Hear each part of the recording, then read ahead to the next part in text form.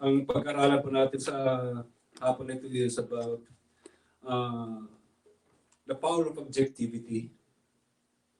Ang objectivity po is seeing and accepting things as they are without projecting our fears, mental models, and past experiences, and responding thoroughly and deliberately to the people, challenges, and opportunities in your life.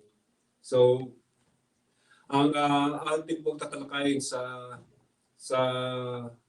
hapon na ito is the power of being objective, no? Kasi kung minsan is tayo po may mga lente kung paano natin ina-assess ang mga bagay-bagay. Even scriptures, yung interpretation natin ng scriptures is being influence kung anong meron tayong mga worldview na dala sa ating mga buhay. Ano? But today is it's a very, very important topic, napagandang topic po ito because tuturuan po natin ang sarili natin kung paano po tayo magiging objective. Because we will learn more about reality kung objective tayo kaysa being subjective. When we speak about subjectivity is nagkakaroon tayo ng cognitive errors kung paano natin nakikita ang isang bagay is nagkakaroon po tayo ng tinatawag na cognitive errors. Yung paano natin i-process isang bagay is nakukulayan ng ating mga dadala-dalang mga presuppositions o parang gano'n. Ano? So for us is we will be studying about the power of objectivity sa hapon na ito. Kasi kung minsan, kung subjective po tayo sa ating mga pagkakaintindi sa mga bagay-bagay is nagkakaroon tayo ng wrong judgment, wrong conclusion sa mga bagay-bagay. Kaya pag-aralan po natin ang power of subjectivity sa hapon na ito. So, when we speak about mental models, but before that is buksan nga po natin yung ating mga Biblia sa Matthew chapter 15, verse 1 to 9.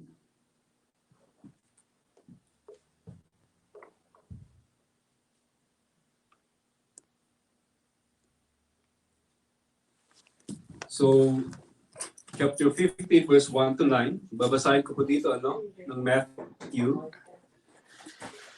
Then came to Jesus, scribes and Pharisees which were of Jerusalem, saying, Why do thy disciples transgress the tradition of the elders? For they wash not their hands when they eat bread. But he answered them and said unto them, Why do you transgress the commandment of God by your tradition? For God commanded the saying, Honor your father and your mother, and he that curses father or mother, let him die the death. But you say, Whosoever shall say to his father or his mother, It is a gift, by whatsoever though might be profited by me, and honor not his father or his mother, he shall be free.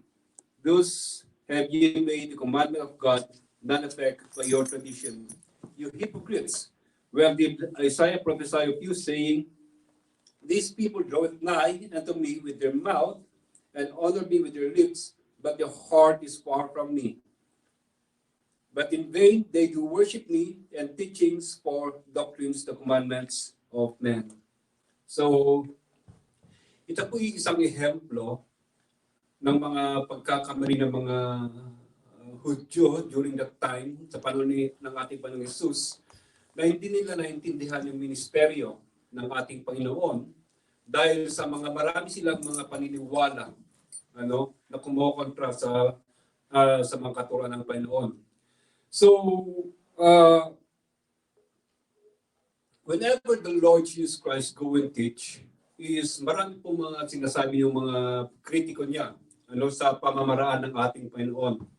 At isa dito is about the law, about the washing of hands. Of course, COVID, we have to wash your hands. But in that time is, they're questioning about their traditions o yung mga when you don't wash your hands kasi parang there is defilement implied to it before you eat. So the Lord Jesus Christ he answered them, but why do you nullify the commandment of God by your tradition? Ibig sabihin is, bakit binabaliwala nyo ang kautusan ng Panginoon sa pamamagitan ng iyong mga tradisyon. Ano? So, tradition here is one of the worldviews or one of the mental models that we have. Pag sinabi pong mental models, ito po yung mga opinion natin, ito po yung mga experience natin in the past that affects us on how we understand things. Siguro ito rin yung mga itinuro ng ating mga ninuno na namana natin sa kanila, which we try to understand life. Ano? So, ang Panginoon sabi niya is, why do you nullify the commandment of God by your tradition?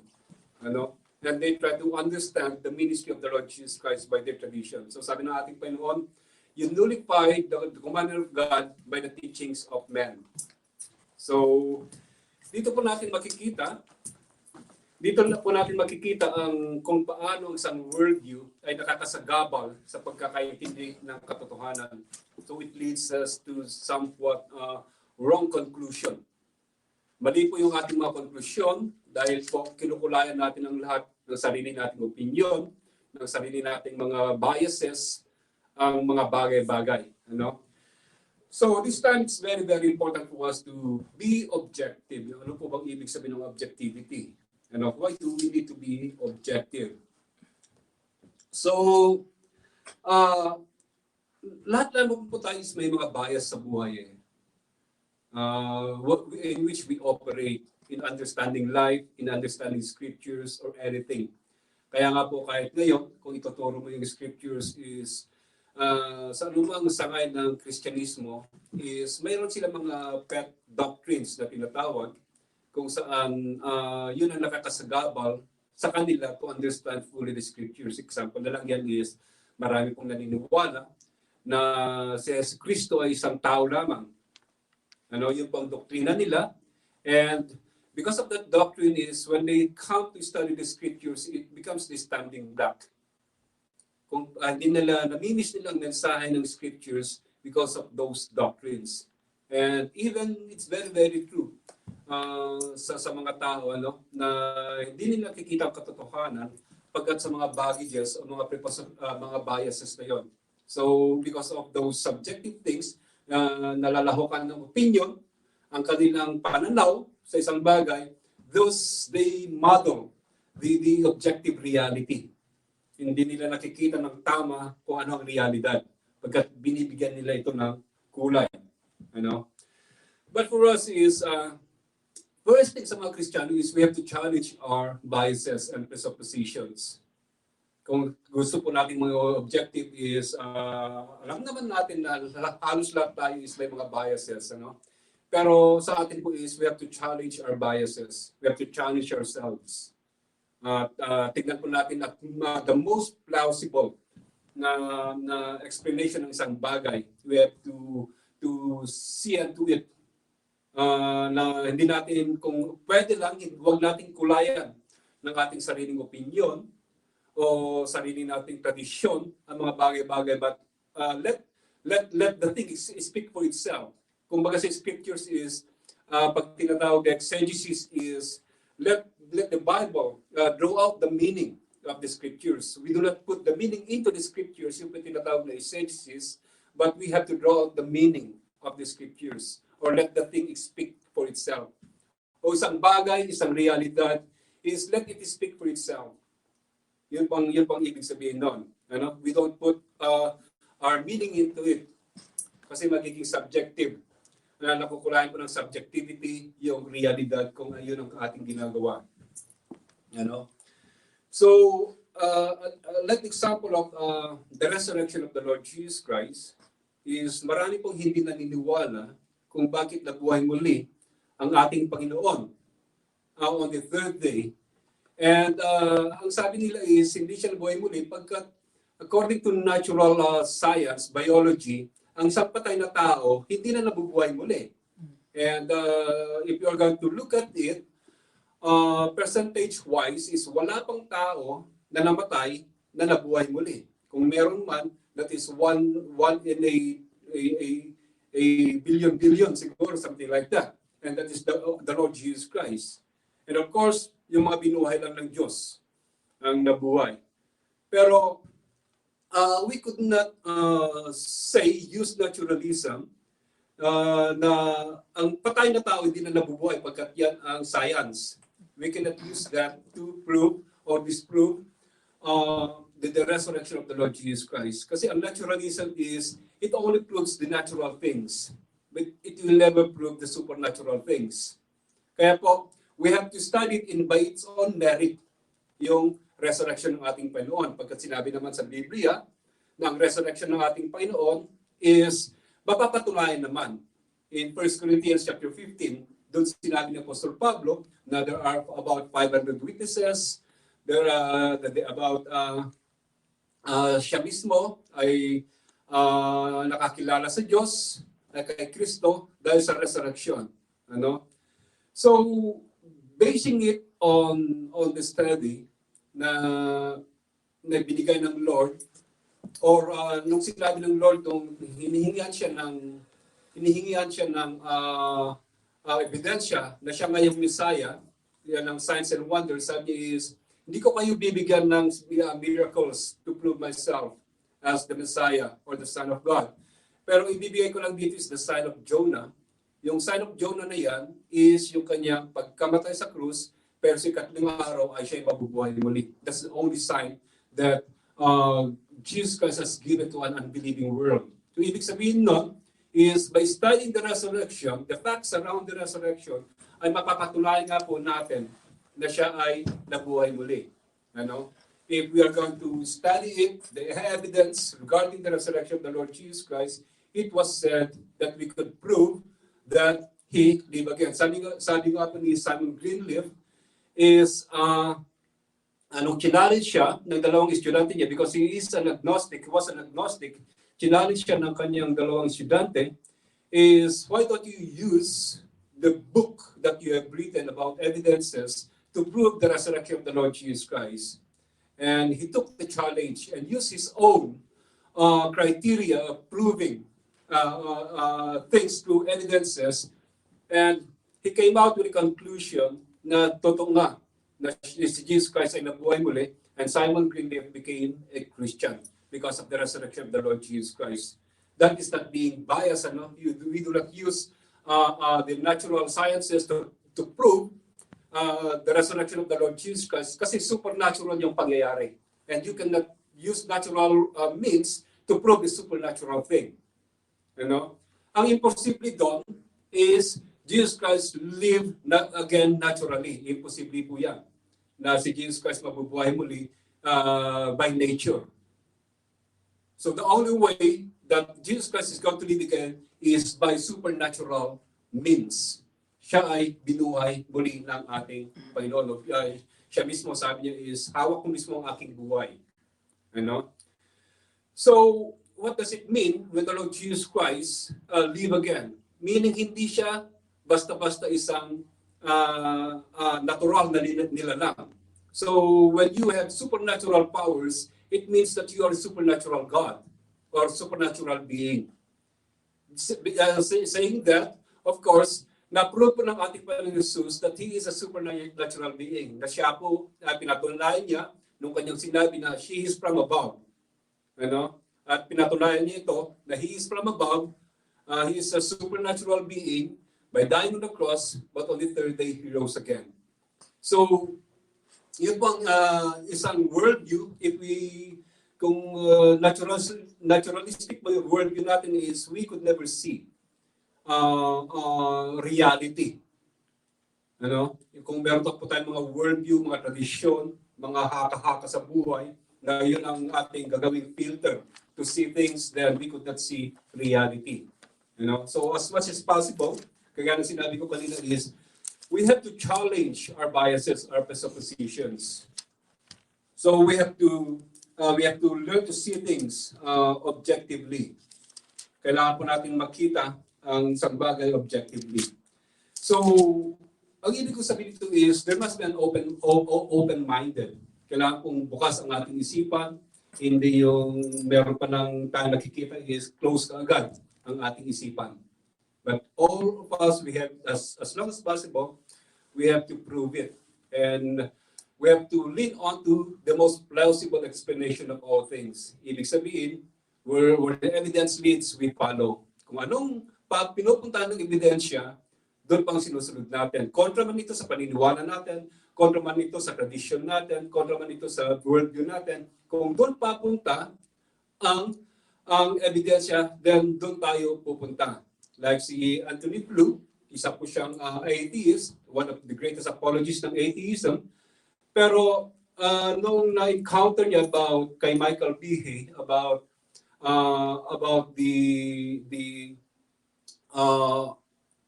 the cell na ito'y irreducible complexity na hindi ito pwedeng mag-arise lamang naturally, and sabi niya afterwards is he came to believe in God who created all things.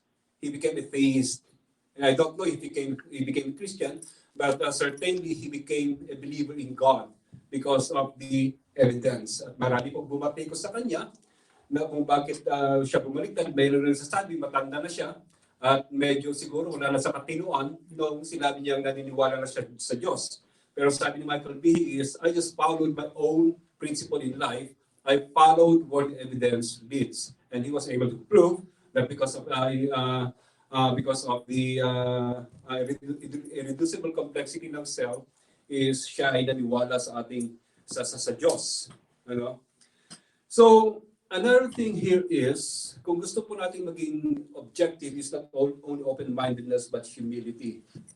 We ought to be humble. Kailangan po natin i-admit ang ating mistakes. Kung mali man tayo, we have to admit it. Because pride blinds. Ano? Ang pride po is nakakagulat po yan. Hindi natin makikita ang katotohanan kung tayo po ay bulag. And it takes humility to see our weak spots and admit them. Without humility, hindi po natin makikita yung ating weak spots sa ating pananaw sa isang bagay. We cannot see it. So something like that. So, objectivity. And it leads also, kung meron po tayong pride, it leads to defensiveness. It leads to excuses, self-justification. Yun bang nangyayari kaya hindi natin nakikita. Kung may pride po tayo, hindi natin nakikita ang realidad, ang tama. Kung may pride po tayo sa ating mga puso. So, we make our excuses, we make justifications. Pero ayaw nating maniwala. So, another thing is, applying it sa daily life, ang mga bagay nito, we could even apply it when the way we understand scriptures, we see scriptures. Me as a pastor, ito ang aking experience.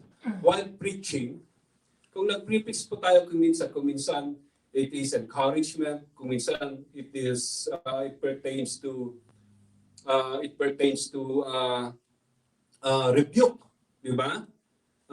Ayan ang nai-preach ng mga pastor kung minsan. Encouragement, tuwang-tuwang miyembro. Kung encouragement, kasi positibo. Pero kung correction and review, kung minsan medyo hindi natutuwa ang miyembro kung naririnig nila, especially when it pertains or it touches something in their lives. And sometimes this is a common thing that is happening even in the Old Testament times, na yung mga Israelita, when the prophet comes unto them and God has a message for them, especially correction, is ayaw pakinggan ng mga Israelita yung mensahe ng Panginoon. At sabi dito is, they even throw stones on the prophets. Pinagbabato sila pagkat ayaw nila mapakinggan ang rebuke ng Panginoon, something like that. So, kawawa yung mga prophets because they were the ones who paid the price of giving the message unto them. And even for this time, hindi siguro necessarily ganyan din ang mga pastor, but sometimes when you preach rebuke, when you preach correction, some people will hate you, cannot understand it. Because they're not objective enough, but they are subjective. Hindi nila nakikita ang realidad, kundi nakukulayan ng kanilang partisipasyon sa mensahe, ang kanilang pananaw o understanding sa mensahe ng isang pastor. For example, when you preach something about correction, and yung correction na yan is pertaining to them. Kung minsan ayaw nilang maniwala sa iyo because it pertains to them. So, there's one thing for us to become objective. Alisin po natin yung tinatawag is stepping back. Alisin po natin ang ating mga sarili sa eksena. Pag naalis po natin ang ating sarili sa eksena, sa picture, then we are going to look into the picture sa eksena na yan. Kung wala ka doon, tama pa ba yun o hindi na? Right? For example, pag sinabi ko that kung tayo nagkakasala, God is going to judge us. Siyempre, kung tayo nagkakasala, is napaka-judgmental naman nitong pastor nito. Di ba? Right? So dahil it touches you, sa mensahe na yan, is sometimes you don't see the reality. Sinasabi mo yung pastor nagpapatama or something like that. Right? But the thing here is, ang sinasabi ko stepping back is umalis ka doon sa eksena at tignan mo yung sinabi na God will judge those who sins against Him. Totoo pa ba yun o hindi na? Kung totoo pa yun, then it's objective. That is how it means to be objective. Many people is hindi nila naintindihan ang mga mensahe kung minsan. Sometimes it comes up pag may mga tao na hindi sila narinig na maganda. Kung minsan is lahat na ng mensahe ayaw na nila pakinggan. And they miss a lot because of that attitude, because of the lack of objectivity. You have yung tinatawag na snowflakes, easily offended ng mga tao. Madaling ma-offend. Therefore, dahil madaling ma-offend doon sa mensahe, is they now crump. Hindi na nila nakikita yung mensahe, hindi nila nakukuha ang ibig sabihin. Because of what? Because of their subjectivity. Because of their subjectivity. So, we have to learn to humble ourselves. Once nakarinig tayo ng mensahe, kunwari, when we were able to listen to a message, is a challenge. Challenge your biases. We have to challenge ourselves. Napaka-importante po yun. Tama ba yun o hindi? Hindi tayo defensive kagad, hindi tayo gumagawa ng excuses kagad. But we have to challenge ourselves and look unto the message objectively. Yun po ang isang attitude ng isang mature na Kristiyano when he was able to process things well. Kaya niyang alisin yung kanyang sarili sa picture. Kaya mag-step back para mas makita niya ng higher view, yung isang realidad o isang bagay. That's an attitude of a mature Christian. But kung tayo po immature is, we tend to have tantrums, tayo nagmamaktol, tayo po offended, something like that. So, ang isang bagay po is, if we want to be mature sa ating pananampalataya is, we have to learn how to be objective. No matter what, masakit man pakinggan, is kung tama, tama. That is how to be objective. And we will learn from it. And it takes courage to admit, to humble ourselves. So humility is only for those who are courageous. Yung mga hindi brave, what do you call that yung hindi matapang is hindi nila kaya magpakumbaba. But for us it is somewhat a mark of a mature believer to become objective. So we should be able to listen kung ano talaga ang sinasabi. Hindi natin mapapakinggan, hindi natin maintindihan ang isang bagay kung sarado na kagad ang ating isipan, sarado na kagad ang ating mga puso sa mga bagay-bagay.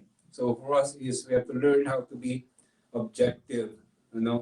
Kailangan po natin maging objective. So that is the challenge for us this afternoon. Sa lahat ng ating ginagawa, sa ating buhay, objectivity is very, very important. The way that we deal with others, the way that we deal with the scriptures, the way we deal with reality, objectivity is very, very important. Kung hindi po tayo objective, marami pa tayong hindi maintindihan sa ating mga buhay. It's hard for us to grow mature if we lack objectivity. And of course, to be objective is, kung minsan bias kasi tayo sa ating mga sarili. If we have our own opinions, own worldviews of things, if we have our own experiences, na doon tayo humuhugot ng pagkakaintindi sa isang bagay, then mahirap po. That's why to be objective sometimes is we need to look into the scriptures. I think the scriptures is number one. Ito po ang mirror natin. Ito po ang salamin natin. Nagsasabi kung sino tayo. Ano?